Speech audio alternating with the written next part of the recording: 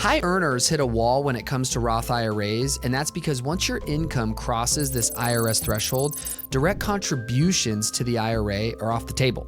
And that means that no tax-free growth, no tax-free withdrawals, there's no flexibility with the account. But there's a fix, and it's been around for years, and it's the Backdoor Roth IRA. And when set up correctly, it's clean, IRS-approved, and it's a way to bypass these income limits. It's not some loophole that's sketchy. Now remember, a Roth IRA differs from a traditional IRA in the sense of once you contribute dollars to a Roth IRA, you can grow those dollars 10x, 100x, and you will not pay tax on that growth when you end up taking that money out. Versus a traditional IRA, if you put $10,000 in now, you technically get a tax deduction for it most times, but let's say that $10,000 grows to $1 million. When you end up taking out that $1 million, you're going to pay tax on it. So Roth dollars are always better. Now for 2025, Roth IRA contribution limits phase out in between these amounts.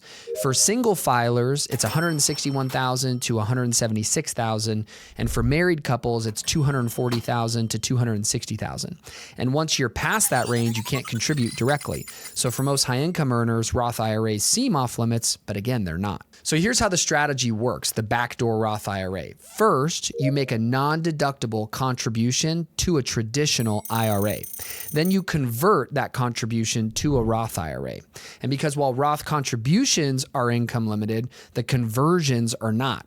And this move isn't a loophole. Like I said, this is built into the tax code and it's completely above board. And why this matters is once the funds are in the Roth IRA, they grow tax-free, withdrawals are tax-free in retirement, there's no required minimum distributions, and future gains are shielded from taxation.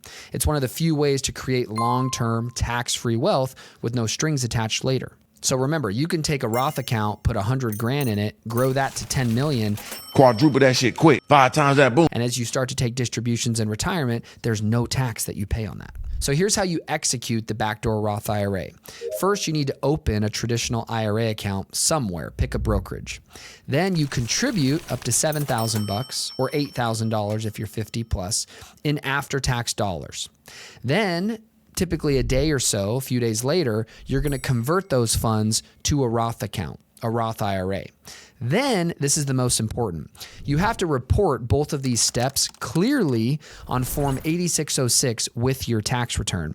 If you do not do this right, you jeopardize ruining this entire strategy and none of these dollars being tax-free. Because this signals to the IRS that the contribution was non-deductible, and after that conversion, it shouldn't be taxed again. So without that paperwork, they could come back and challenge this. And for my nerds out there is something called the pro rata rule.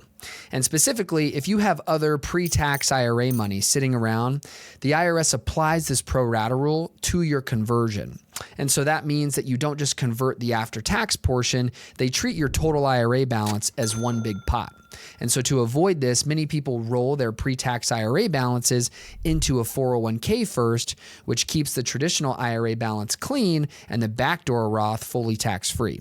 Again, a little bit more nuance there, but for anybody in that situation, just keep that in mind. Who this strategy works for is specifically high-income W-2 earners, entrepreneurs without access to a big employer plan. Maybe you're self-employed and you run a small business. And really anyone who wants to lock in more tax-free growth outside of a 401k that they have.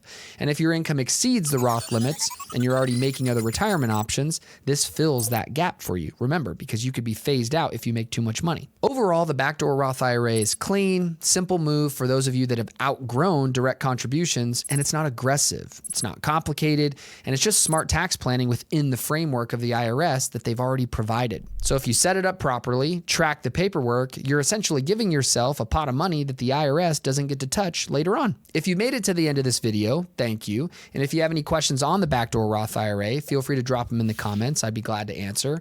And if you need any help with these strategies, feel free to reach out. My firm, TrueBooks, would be glad to help you. We work with real estate investors, business owners with tax strategy and accounting, helping you keep more of the money that you're earning. So thanks again. We'll see you in the next one.